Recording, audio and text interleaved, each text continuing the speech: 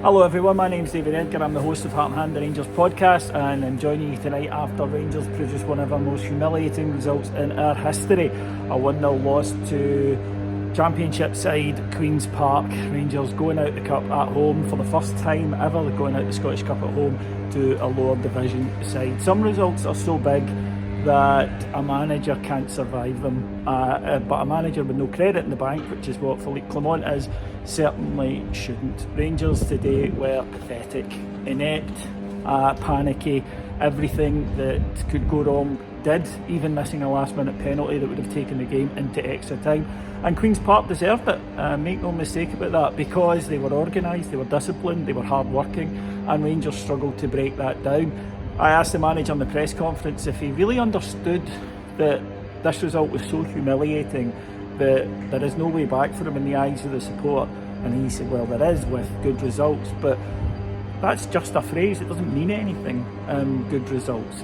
When you're producing a result like that, and when you are so far behind in the league, let's face it, and the season is now over by the middle of February, I don't think that there is any way back for you in the eyes of the support. He was asked by Stevie from Four Lads if he would resign. He said no, not at all. He was asked if he expected that the board would want to have a word with him after that result, because Old Firm managers don't survive losing to lower division sides in the Cup, and nor should they. This was a microcosm of why this Rangers team doesn't win things, because far too often in league matches, never mind in cup matches, they go out with the attitude of someone will do something rather than making it happen. And that's what Rangers did today. It was slow, it was half-arsed, it was no tempo, it was dull to watch, which this Rangers team is an awful lot. And yes, there were chances, and the manager said the goalkeeper had the game of his life, but he seems to say that a lot, and for me then it comes down to his bad striking play. And Rangers didn't take the opportunities. And yeah, look, in isolation, if Rangers were flying in every other competition, you would say that they had one off the line, they had so many shots on target, Queen's Park had one shot all day and it went in. All of these things are true in isolation, but we can't take it in isolation. We've got to take it in the course of the season. Rangers are miles behind in the league. Our away form has been dreadful all season, and with the exception of Europe, Rangers struggle, and the fans are just fed up with it. There's no belief in them.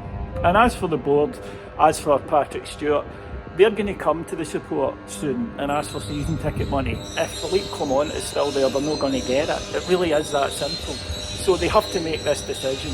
Personally, I would put a caretaker into the end of the season, and then, because the season's done now anyway, I'd bring a caretaker into the end of the season, and then I would be looking at a permanent manager starting in the summer. But there's no bond between the Rangers support and Philippe Clement. A lot of the support wanted him out anyway. After that today, that feeling will have crystallised for everybody else. You know, if you watch these videos, I'm not a huge fan of him, but I'd give him credit when the results were going well. But you have to take a terrible result like that on the chin, and the players do not deserve to get off with that today. They were a shambles, and then in the second half they panicked, and you could see that. Even then, we're given a penalty. I thought it was soft in the very last minute, and Tar misses it, which just kind of summed up today. And it is a disaster. It is a terrible result. It's one that will be famous in Scottish football, and understandably so. But like I say, the credit goes to Queen's Park today, but the Rangers board have got to take action. The Rangers support are not going to forgive this manager, and nor do they trust that good days, sunlit uplands, are ahead if we just stick with him. They're not.